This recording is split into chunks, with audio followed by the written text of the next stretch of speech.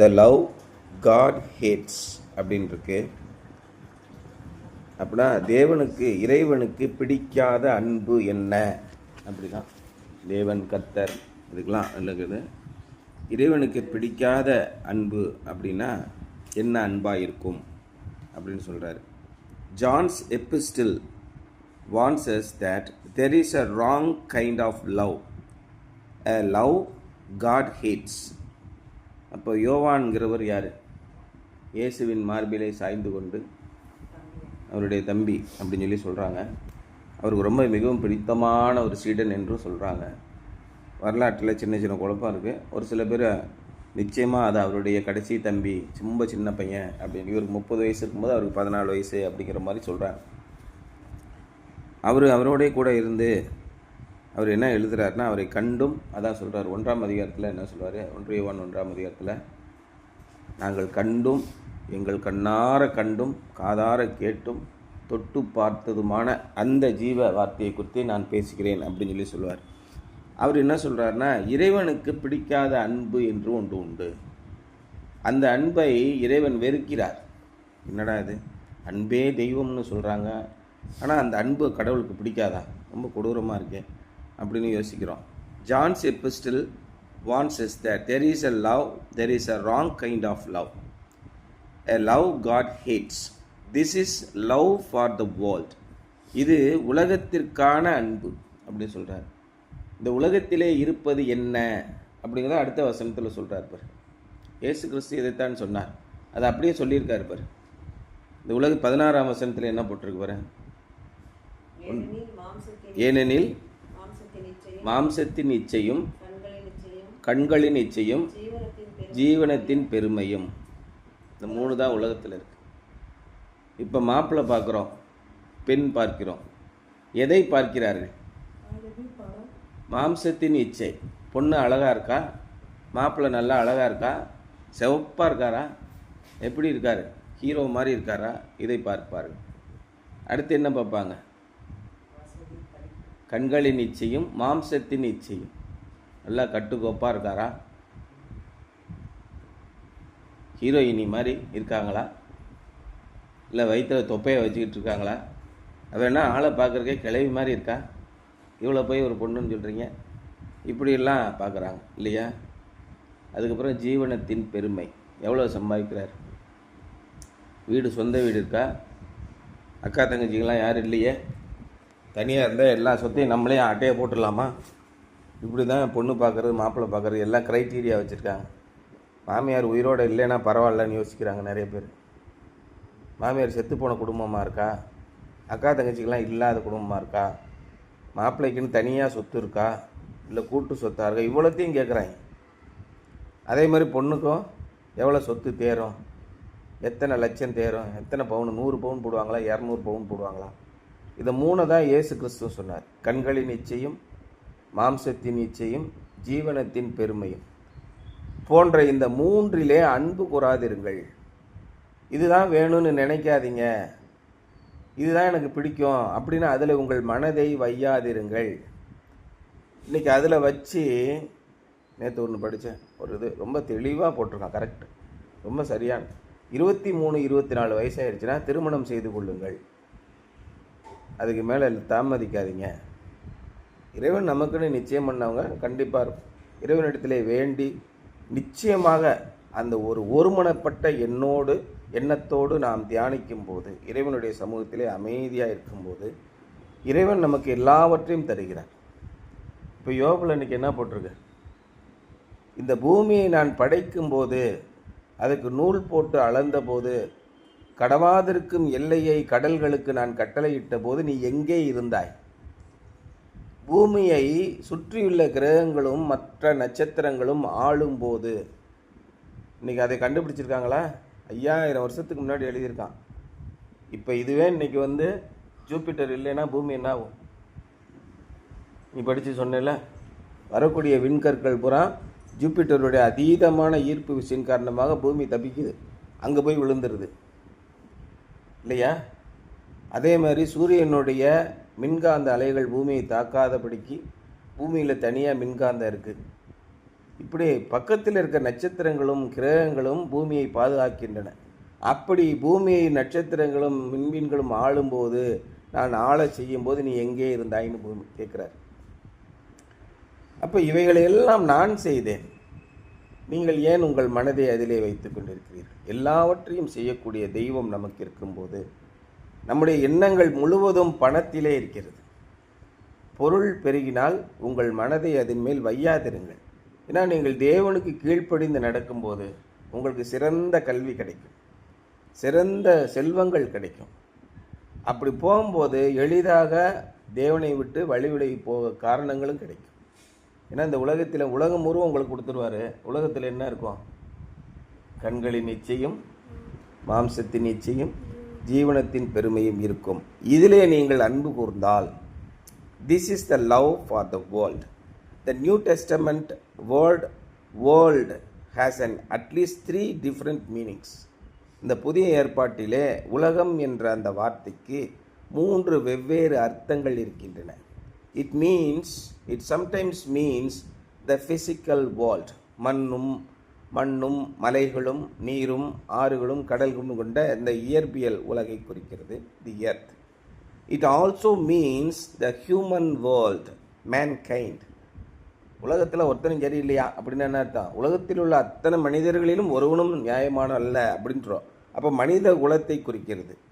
But the warning, do not love the world, is not about the world of nature or the world of people. ஆனால் இங்கே உலகத்தில் அன்பு கூறாதிருங்கள் என்று சொல்வது இந்த மண் மலைகள் போன்ற இயற்கையையோ அல்லது மக்களையோ குறித்து சொல்லவில்லை. உலகத்திலே அன்பு கூறக்கூடாதுன்னா இங்கே இருக்க எவன் மேலே அன்பு வைக்கக்கூடாதா? அப்படி கிடையாது. This world named here as our enemy is an invisible spiritual system opposed to God and Christ.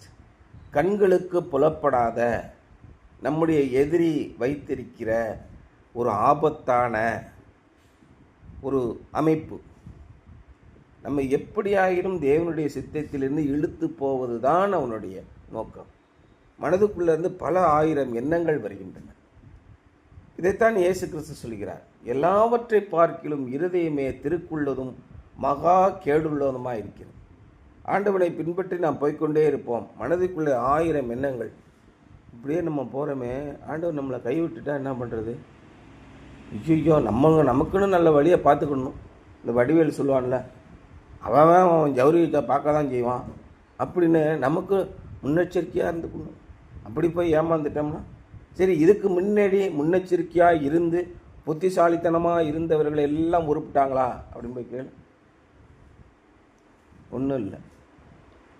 அப்போ போரில் ரட்சிப்பதற்கு குதிரையின் வீரியமும் விருதா, பலவான்களின் பலமும் வேஸ்ட்டு.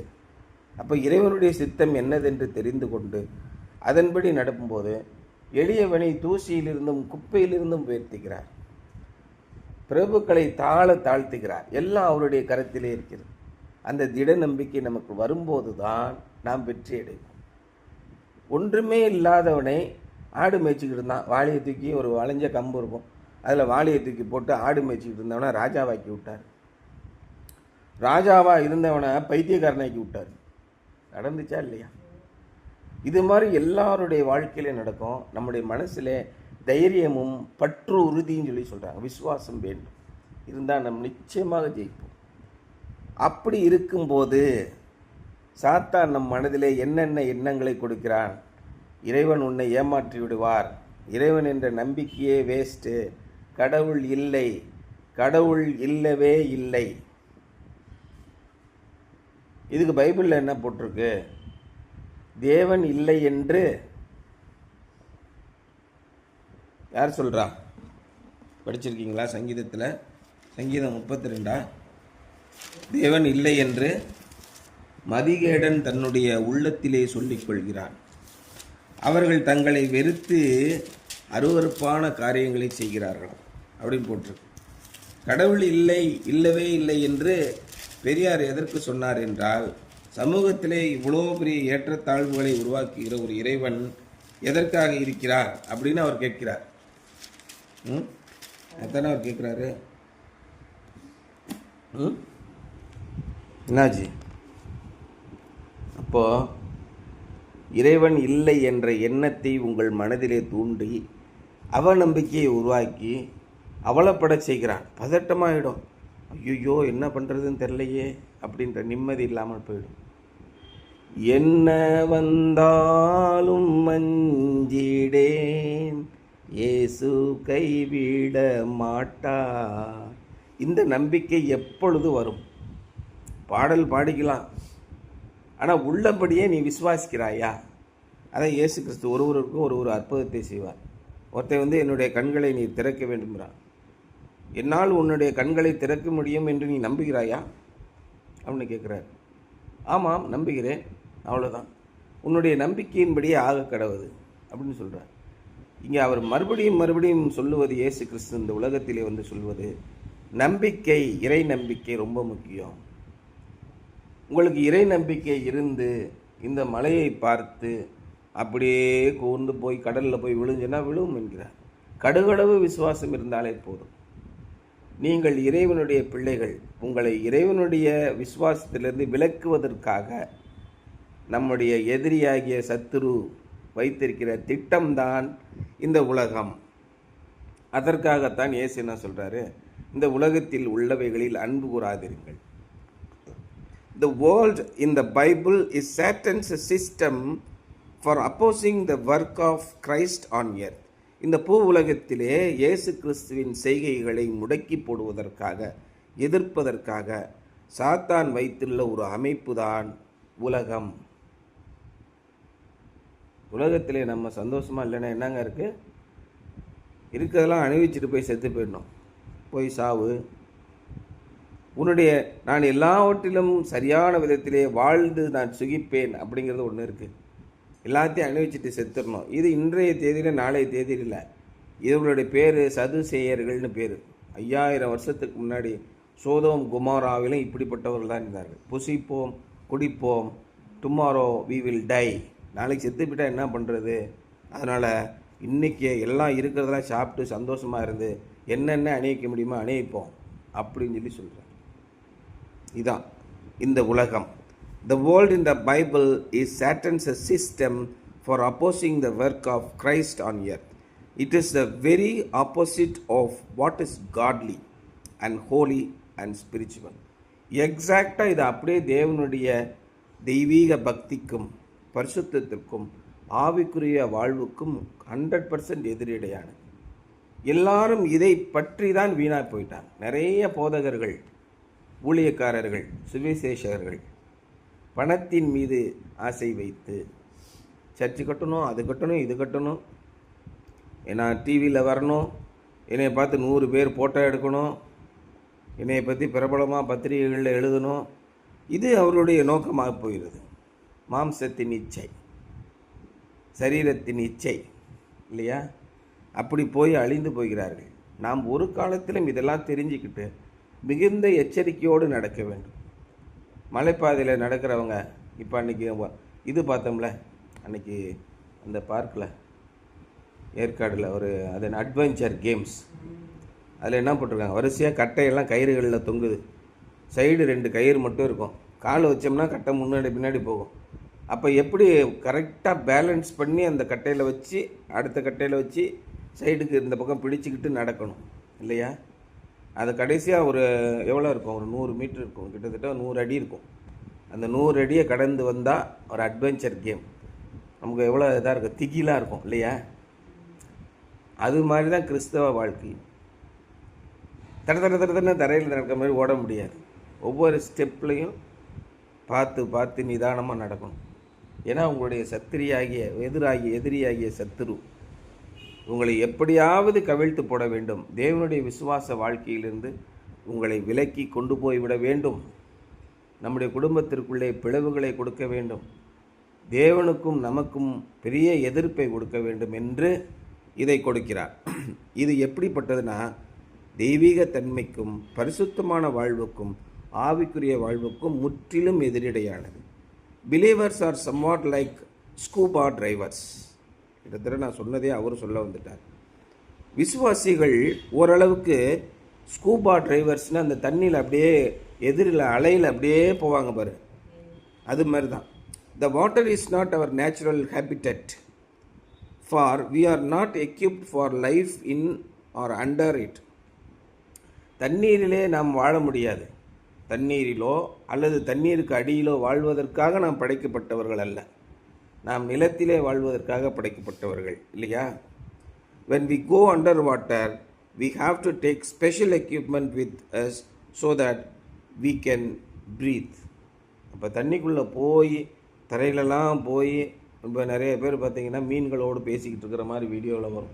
பின்னாடி முதுகில் என்ன கட்டியிருப்பாங்க? ஆக்சிஜன் இல்லைன்னா போக முடியாது இல்லையா? அப்போ ஸ்கூபா டைவர்ஸ் என்ன பண்ணுறாங்க? உள்ளே போய் தண்ணிக்குள்ளே போகும்போது அந்த மூச்சு வாங்குறதுக்கு ஸ்பெஷல் எக்யூப்மெண்ட் எடுத்துகிட்டு போகணும். Likewise, were it not for the Holy Spirit's living within us and the spiritual resources we have in prayer, Christian fellowship and the word, we could never make it here on earth. அதை போலவே பரிசுத்த ஆவியானவர் நம்முடைய உள்ளத்திலே வசிக்காமல் ஆவிக்குரிய எல்லாவிதமான மூலாதார வளங்களையும் நமக்கு ஜெபத்திலே கொண்டிருக்காமல் கிறிஸ்துவ ஐக்கியமும் தேவனுடைய வார்த்தையும் இல்லை என்றால் நம்மால் ஒரு காலத்திலும் இந்த உலகத்திலிருந்து தப்பிக்க முடியாது. நீங்கள் ஜெபத்திலும் வேத வாசிப்பிலும் நிலைத்திருக்க வேண்டும். அதான் இயேசு சொன்னார், 1 மணி நேரமாவது என்னோடு கூட நீங்கள் நிலைத்திருக்க கூடாதா அப்படின்னு கேட்டார். ஒவ்வொரு நாளும் நம்ம 3 வேளை சாப்பிட்றோம். அதே மாதிரி நாம் 5 வேளை சாப்பிட வேண்டும் அப்படின்னு பழைய காலத்தை. இப்போ முஸ்லீம்கள்லாம் 5 வேளை தொழுகை நடத்துகிறாங்களே. தொடர்ந்து இறை நம்பிக்கை உள்ளவர்களாக இருங்கள். இறைவனுடைய கோட்பாடுகளை பின்பற்றுங்கள். பரிசுத்தமான வாழ்க்கை வாழுங்கள். இறைவனுக்கு பிடித்தமான விதத்திலே இறை நம்பிக்கையோடு வாழுங்கள். நம்பிக்கை இல்லாத சூழ்நிலைகள் உங்களுக்கு வரும். எல்லாருடைய வாழ்க்கை அடுத்து என்ன செய்கிறதுன்னு தெரியலையேன்னு தவிக்கக்கூடிய சூழ்நிலை வரும். அந்த சூழலில் மாட்டிக்கிடும் போது நமக்கு ஒன்றுமே தெரியாது, ஒன்றுமே புலப்படாது. எப்படி இதிலேருந்து தப்பிக்கிறது எதுவுமே தெரியாது. இறைவன் இல்லை என்று திரும்ப திரும்ப நம்ம மனதிலே சொல்லிக்கொண்டே இருப்போம். ஏனென்றால் நம்ம பார்க்கிறது பூரா அப்படி இருக்கும். அதுதான் பவுலர் சொல்கிறாரு, நாம் தரிசித்து வாழாமல் விசுவாசித்து வாழ்கிறோம். நாம் கண்டு ஒவ்வொன்றையும் பார்த்து பார்த்து நாம் வாழாமல் இறை நம்பிக்கையோடு வாழ்ந்து கொண்டிருக்கிறோம். நம்ம கண்ணுக்கு முன்னாடி இருக்கிறது எல்லாம் நமக்கு எதிராக இருக்கும். ஆனால் இறை நம்பிக்கை மனதிலே இருக்கும்போது எல்லா சூழல்களையும் வெற்றி கொண்டு வாழ்வீர்கள் அப்படின்னு சொல்கிறது. ஆகவே இறைவனுடைய பரிசுத்த ஆவியானவர் நம்முடைய உள்ளத்திலே வாழ்ந்து நமக்கு இறைவனுடைய சகலவிதமான எப்படி மூலாதார வளங்கள்னு சொல்கிறாங்க. இறைவனுடைய சகலவிதமான ஆதரவும் நமக்கு இல்லை என்றால் கிறிஸ்துவ ஐக்கியத்திலே அவருடைய வார்த்தையிலே நாம் வாழ்வது மிக மிகவும் கஷ்டமாக போயிடும். ஏன்னா நம்ம சாத்தான் எப்படி இருக்கான்? உலகத்திலே ஆசையை கொடுப்பான். ரொம்ப எளிமையாக சொல்கிறதுனா, இந்த சூழலில் இந்த பர்டிகுலரான ஒரு இதில் தான் நம்ம போய் ஒரு காலேஜில் தான் சேரணும். இன்றைக்கி எல்லாருடைய உயிரை பணைய வச்சு என்ன படிக்கிறாங்க? நீட்டுக்கு படிக்கிறாங்க, ஜேஇக்கு படிக்கிறாங்க, ஐஐடி படிக்கிறாங்க. இதோட எம்பிபிஎஸ் இங்கே கிடைக்கலனா கசாக்கிஸ்தான், டுபாக்கிஸ்தான், எங்கெங்கேயோ போகிறாங்க. தாய்லாந்து, வியட்நாம், கம்போடியா, எங்கேயாவது படித்து எப்படியாவது டாக்டர் ஆயிடும், எப்படியாவது மிகப்பெரிய இன்ஜினியர் ஆகிடும். படித்த அத்தனை பேர்களும் மிகச்சிறந்த மருத்துவர்களாக ஆகிவிட்டார்களா? இப்போ தமிழ்நாட்டில் நீங்கள் விரல் விட்டு எண்ணக்கூடிய மிகச்சிறந்த மருத்துவ நிபுணர்கள் எத்தனை பேர் இருக்காங்க? எத்தனை மருத்துவமனைகள்? மற்றவர்களும் என்ன பண்ணுறாங்க? கார்ப்பரேட்டில் போய் ஒர்க் பண்ணிகிட்ருக்காங்க. 30,000 40,000 50,000 மாதத்துக்கு இப்படி ஒர்க் பண்ணிகிட்ருக்காங்க இல்லையா? அப்போ படிப்பு எல்லாம் படித்து என்ன புண்ணியம்? தேவனுடைய ஆசீர்வாதம் உங்களுடைய வாழ்க்கையில் இல்லை என்றால் என்ன படிப்பு படித்து என்ன புண்ணியம்? எல்லாமே படித்தாச்சு. ஒருத்தர் கூட அன்றைக்கி ஒரு டேங்க்கில் வச்சுருந்தாங்களே, நுரையீரல் நோய் வந்து அவர் 14 எத்தனை வயசில் 5 வயசுலையா ஒரு பெரிய ட்ரம்முக்குள்ளே இருந்தார்ல, அவருடைய நுரையீரல் அயன் லங் அப்படின்னு இந்த லங்ஸ் வந்து கெட்டு போச்சு. அதனால் பெரிய அயன் லங்ஸ் மாதிரி செஞ்சு இவர் தலை மட்டும்தான் வெளியில் இருக்கும். ஒருத்தர் இருந்தார் ட்ரம்முக்குள்ளே. அவர் பேரிஸ்டர், பிஎல்லாம் படிச்சிட்டார், பேரிஸ்டர் ஆஃப் லா, பிஎல்லாம் படிச்சிட்டார். ஆனால் சரி 5 வயசுலேருந்து அந்த ட்ரம்முக்குள்ளேயே தான் வாழ்கிறாரு. 72 வருஷம் உயிரோடு இருந்தார். அவரையெல்லாம் இறைவன் ஆதரிக்கவில்லையா? யோசனை பண்ணி ரொம்ப கஷ்டமான வாழ்க்கை.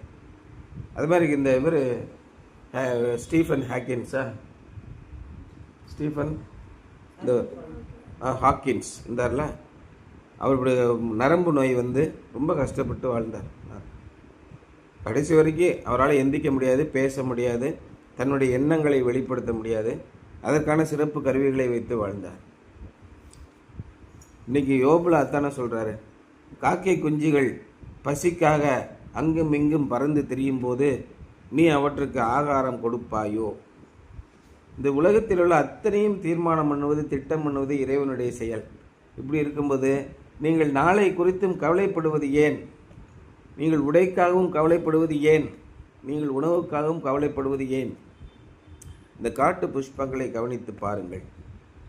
நம்ம என்ன நினைக்கிறோம், இந்த உலகத்தில் நம்ம நல்ல படிப்பு படித்து நல்ல கோடிக்கணக்காக சம்பாதிச்சிட்டா பிரச்சனையே இல்லைன்னு நினைக்கிறோம்.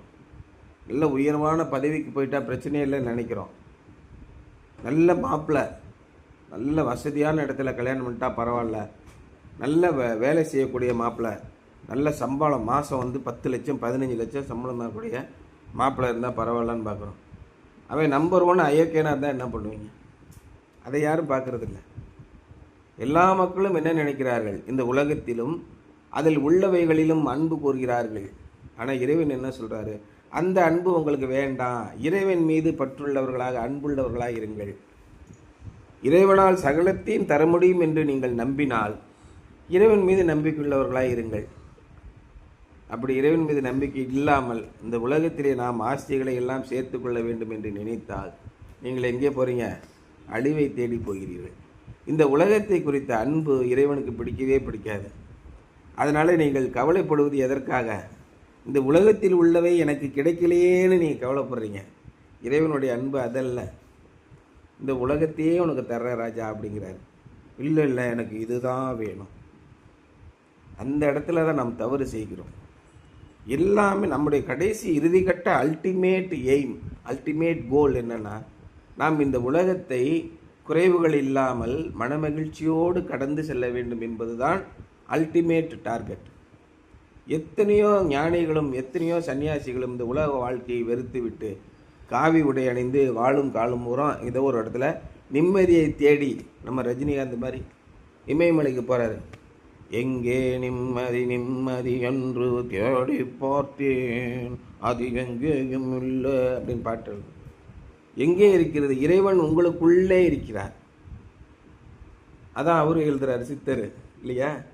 உங்களுக்குள்ளே இருக்கிற ஒளியை நாடி எங்கே போகிறீர்கள்? இந்த அப்போ எல்லா ஜெயின மதத்தையும் சரி, புத்த மதத்தையும் சரி, உலக பற்றில்லாமல் வாழ வேண்டும் சொன்னாங்க. உடனே அந்த எக்ஸ்ட்ரீம், அடித்தா மொட்டை வச்சா குடுமி, மனைவி மக்களை எல்லாம் தெருவிலை விட்டுவிட்டு நான் மட்டும் இறைவனடி சேர்க்கிறேன். என்னடா இது சுயநலமா இல்லையா? அப்போ என்ன சொல்கிறார் இறைவன், இந்த உலகத்திலே வாழுங்கள், சகல சௌபாக்கியங்களும் அனுபவித்து வாழுங்கள், இறை நம்பிக்கையோடு இருங்கள். இறை நம்பிக்கையில் இருக்கும்போது சத்துரு உங்களுக்கு எதிராக உங்களை ஆசை காட்டி நயவஞ்சகமாக உங்களை இழுத்து செல்வதற்கு வைத்திருக்கிற ஒரு அமைப்பு தான் கண்களின் இச்சையும் மாம்சத்தின் இச்சையும் ஜீவனத்தின் பெருமையும். அதிலே அன்பு கூறாதிருங்கள், அது பக்கமாக கண்ணை பார்த்துறாதீங்க. இறை நம்பிக்கையோடு முழுமையான திருப்தியோடு முழு நிறைவோடு வாழ்ந்து சுகித்து, பிரிய மாணவனே என் ஆத்துமா வாழ்வதை போல் நீ எல்லாவற்றிலும் வாழ்ந்து சுகமாயிரு மகனே. இறை நம்பிக்கையோடு நீ எல்லாவற்றிலும் வாழ்ந்து நேர்மையான வழியிலே பரிசுத்தமான வாழ்க்கை வாழ்ந்து இறைவனுக்கு பிடித்தவர்களாக வாழுங்கள் என்பதுதான் இறைவனுடைய கட்டளை. ஆகவே இறைவனுக்கு பிடிக்காத இந்த உலக அமைப்பின் மீது அன்பு வைக்காதிருங்கள் என்பதுதான் என்னுடைய சிந்தனை. சரியா?